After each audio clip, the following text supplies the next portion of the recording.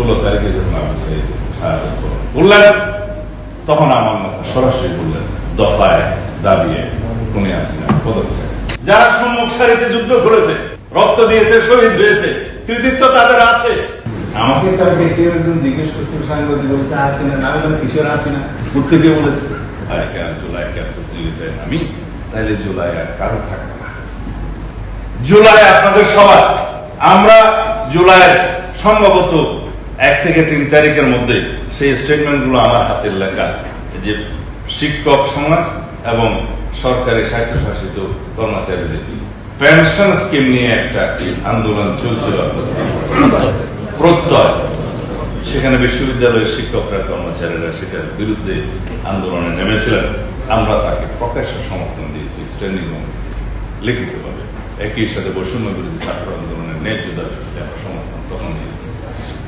তারপরে থেকে আমরা 16 তারিখ পর্যন্ত অরাজনৈতিক পরিচয়ে আমাদের বিএনপি এবং সমস্ত অঙ্গ সংগঠনের সবাইকে সংগঠিত করে এখানে অরাজনৈতিক পরিচয়ে কোন ব্যানার ছাড়া সেই আন্দোলনে শরীর হওয়ার জন্য আমরা ইনস্ট্রাকশন দিয়েছিলাম।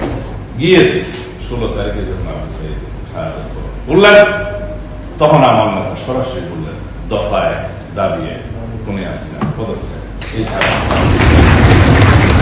কিন্তু আমরা ছাত্র বন্ধুদের নেতৃত্বকে তো আমরা অস্বীকার করি না।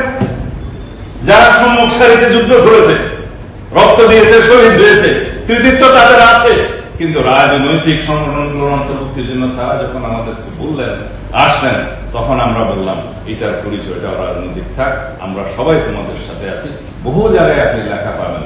আমাদের ছাত্রনেতা এখন রাশেদ গণ অধিকার পরিষদের, এখন তো নুরুল হক সভাপতি এবং রাশেদ সেক্রেটারি ছিল, তাদের সাথে সমন্বয় ছিল।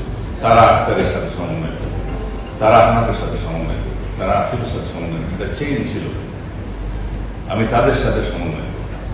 আমাদের সাথে ইসলামী দলগুলোর সাথে সমন্বয় ছিল, জামাত ইসলামের সাথে সমন্বয় ছিল। সবাই মিলে আমরা অরাজনৈতিক পরিচয়ে মেনাবিহীন এই ছাত্র আন্দোলনের পিছনে, বৈষম্য ছাত্র আন্দোলনের পিছনে দাঁড়িয়েছিলাম। সারা দেশ এগিয়ে এসেছিল। যখন সেটা জনসম্পৃক্ততা হয়ে গেল, যখন জনগণের ইনভলভমেন্ট হয়ে গেল সেই আন্দোলন, তখন সেটা প্রতিরোধ হয়ে গেল। যখন কোন আন্দোলনে ম্যাস পার্টিসিপেশন হয়ে যায়, তখন সেই আন্দোলনকে আর রুখে দেওয়া যায় না।